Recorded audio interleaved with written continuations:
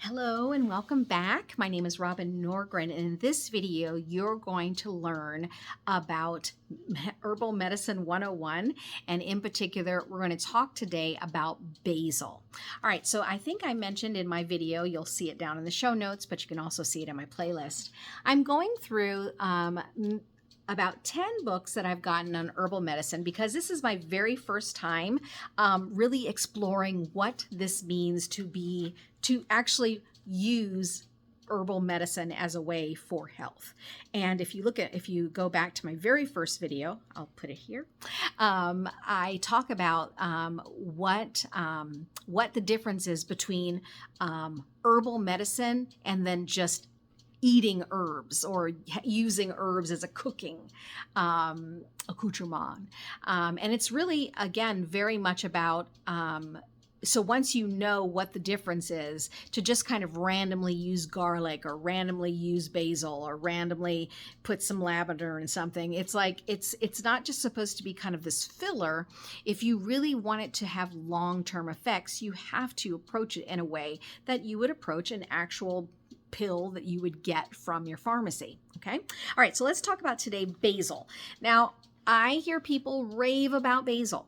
Okay, so I'm just going to tell you, a lot of these things that I am reading, I did not grow up with these things when I was younger, and so these are things that are new to me. If I were to use some of these ingredients, it would have been because I'm looking at maybe a soup recipe or something, so that I'd go to the store and I'd pick it up, but I really had no understanding what it was that these herbs were doing, and certainly I didn't really understand what they were doing medicinally. So again, I hope this is something that's really interesting to you. I know it's interesting for me, and it gives me kind of like the encouragement to like learn about this. You know what I mean? All right, so here's what it has to say according to this book. Basil. With over 150 varieties grown around the world, basil is renowned for its distinctive flavor, scent, essential oil, and healing properties. Let's see, it says basil was once used in salves prepared for royalty and also valued by us common folk. Basil has enjoyed an enduring popularity in both the kitchen and the apothecary. Okay, so let me show you a picture of basil on the plant, right?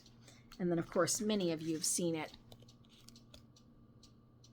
you know, as I've seen it. I know, like in your local grocery stores, they'll usually have those little basil plants that you can buy.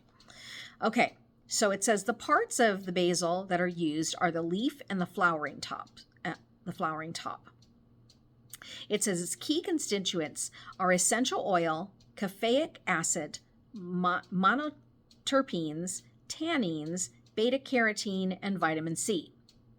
It's a safety factor. Completely safe, tried and true, no known side effects, used freely and abundantly. Okay. So it says growing sweet basil is an annual, easy to grow but sensitive to cold weather. Seeds can be sown directly in the soil after temperatures have warmed to at least 50 degrees Fahrenheit, or sow seeds indoors in flats to get an early start. These are sun-loving, warm weather plants, so grow them in fertile soil in full sun.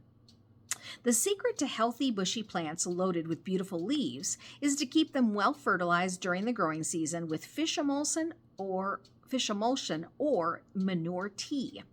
Pinch off the flowers to prevent the plants from becoming leggy and to ensure a long season of growth. To harvest, pick leaves as they mature throughout the entire season. 6 to 8 plants should provide you with fresh basil throughout the season and enough for pesto and vinegars for the winter months as well. Okay, what you're here for, the medicinal uses. Sweet basil acts principally on the digestive and nervous systems, easing gas and stomach cramps and preventing or relieving nausea and vomiting. It is mildly sedative and has been found to be helpful in treating nervous irritability and fatigue, depression, anxiety, and insomnia. It also has antibacterial properties, and the juice or the poultice of the fresh leaves relieves the itch and pain of insect bites and stings. Okay, so eases gas, stomach cramps, and preventing or relieving nausea or vomiting. Well, I didn't know that. Did you know that? Okay, so then also she offers us a basil tea for headache and stress. And I'll go ahead and put that down in the show notes. 1 part basil leaf, 1 part lemon balm leaf, 1/4 part of chamomile and or lavender flower. Okay. And to make the tea, you combine the herbs and mix well. Use 1 teaspoon if dried or 2 teaspoons if fresh of the herb blend per cup of boiling water. Pour the boiling water over the herbs, let infuse for 10 to 15 minutes, and then drain. Okay. To use, drink warm or at room temperature. Headaches are always helped by soaking your feet in hot water. As hot as you can stand. Even better, add a drop or 2 of lavender essential oil to the foot bath. And better yet, have a friend quietly rub the nape of your neck and your shoulders. Do you have friends like that? I don't have friends like this. Sit back, sip your tea, soak your feet, and feel your headache drift away. That sounds fantastic. Well, here's something, again, I might have mentioned the whole bloating thing for me. Also gas and bloating. So here I did not realize that basil could be used for easing gas. Again, here's an issue for me. I am not a tea drinker. So this is something I'm going to have to get over if I really want to utilize, these types of herbs. I do know you can do things like tinctures and things like that, and I feel like that's kind of the direction I'm going to go. But right now, it's just really nice to kind of make these notes to myself. So that's what I'm doing, making the note about the easing gas. And I also love this idea that it treats nervous irritability, depression, and anxiety and insomnia. So yeah, tell me down below if you have used basil in this way, and have you used it with something other than the lemon balm and the chamomile. So there's that. She also gives you a medicinal basil pesto. Okay, so again, like I said, I'm telling all my secrets here. I don't like pesto. I don't know if I just haven't gotten the pesto made the right way, but I just am not a fan of pesto, you guys. So I don't really know what I'm going to do about that. But again, I am open to learning, and maybe I just need to give this a try just to see if this pesto that I make myself is something that's really enjoyable for me. You know what I mean?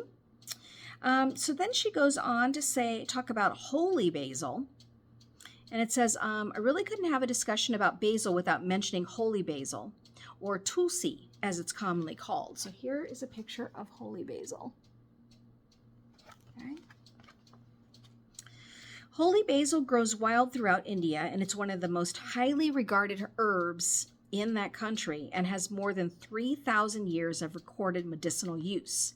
In Ayurvedic medicine, India's widely practiced healing system, holy basil is classified as a rasayana, an herb that nourishes a person's growth to perfect health and promotes long life.